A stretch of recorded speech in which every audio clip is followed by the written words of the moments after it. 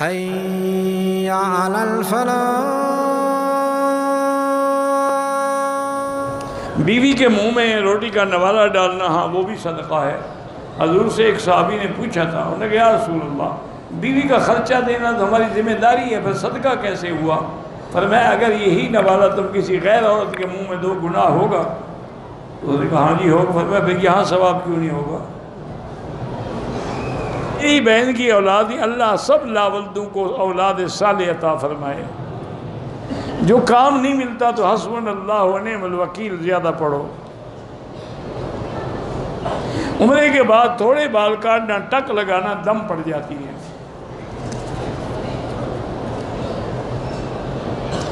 ایک باپ کے 5 بیٹے ہیں، 4 ان میں بے فرمان ہیں، جائیداد سب کو ملے گی، بے فرمان ہوئی یا فرما بردار ہو۔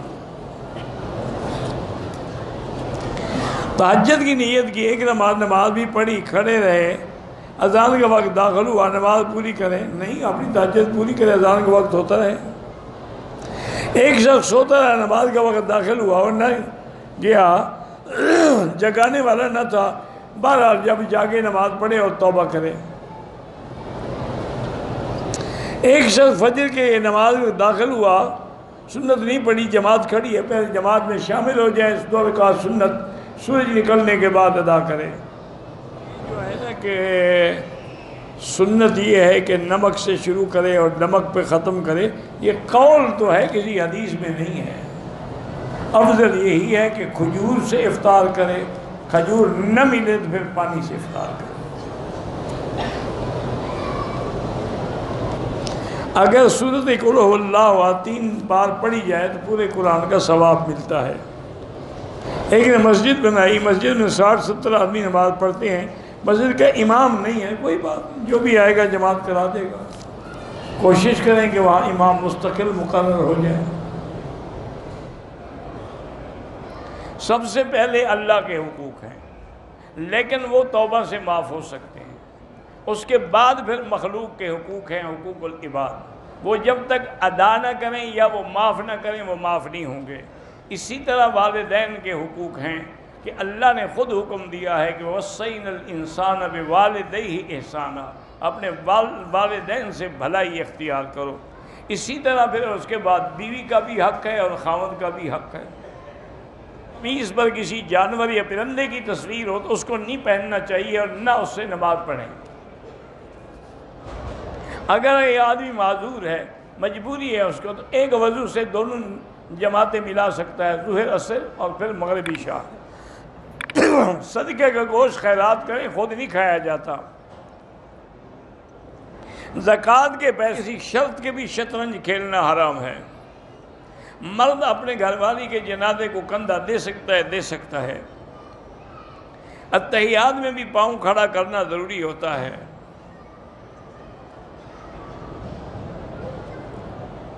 مختلف معاملات کو لے کر اگر پریشانی ہے تو لا حول ولا قوت الا باللہ زیادہ پڑھا کریں۔ اگر ایک طرف کھانا تیار ہے اور نماز ہے تو پہلے کھانا کھا لیں پھر نماز پڑھیں۔ شیطان سب کا دشمن ہے لیکن سب کو طریقے سے ہلاک کرتا ہے۔ کافروں سے وہ مطمئن ہے کہ وہ تو جہنمی ہیں، ان پر محنت کرنے کی ضرورت ہی نہیں۔ مرد اور عورت کی نماز میں کوئی فرق ہے؟ اگر تمہارے ملک میں مرد اور عورت میں فرق ہے تو پھر نماز میں بھی فرق ہے۔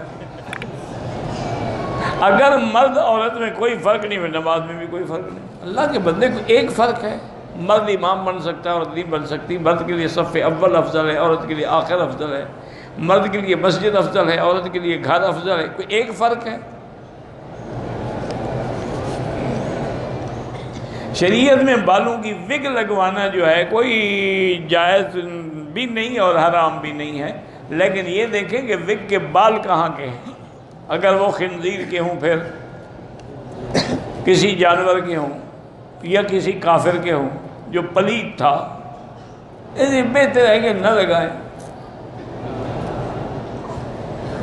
میرے دل میں حسد اور بغض اور لالچ بھرا ہوا ہے، استغفار پڑھا کرو، لا حول پڑھا کرو۔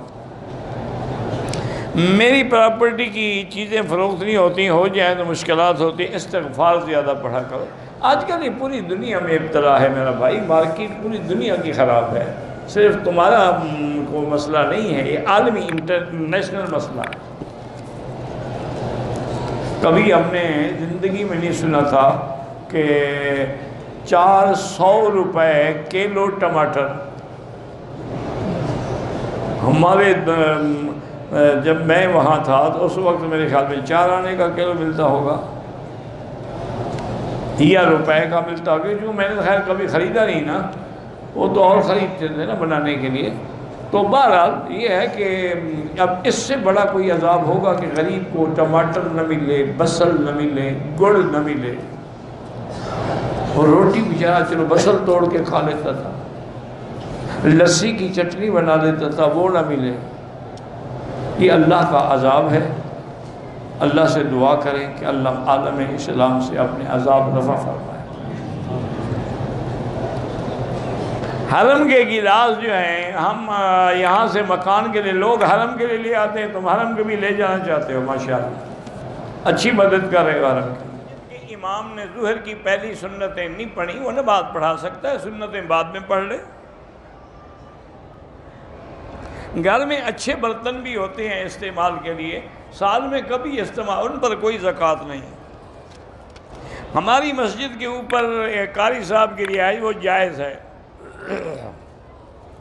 جو اعتراض کرتے ہیں ان سے کہیں کہ ان کی علیحدہ جگہ بنا کے اس کو دے دیں۔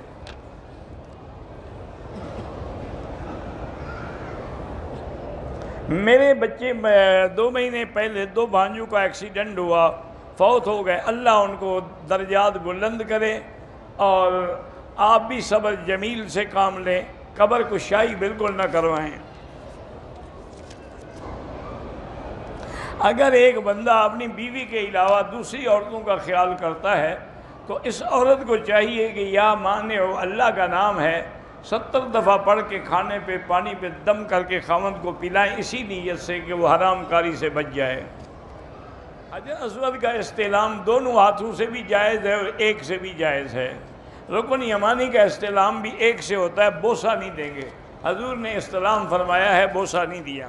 قرآن میں ہے کہ پاک مرد پاک عورتوں کے لیے، یہ دنیا میں بھی ہے، یعنی اچھی عورتوں کو اچھے مرد ہی پسند کریں گے، بری عورتوں کو برے لیکن کبھی اتفاق بھی ہو جاتا ہے کہ برے کے گھر میں اچھی عورت آ جاتی ہے، باقی جنت میں تو ہوں گے ہی سب پاک۔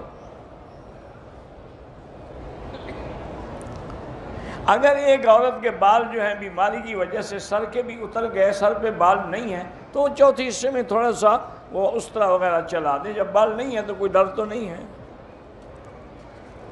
آپ کو قضا نمازوں کا عدد یاد نہیں ہے، لیکن توبہ کریں اور پھر پڑھتے رہیں۔ عورتوں کو قبرستان میں جانا منع ہے۔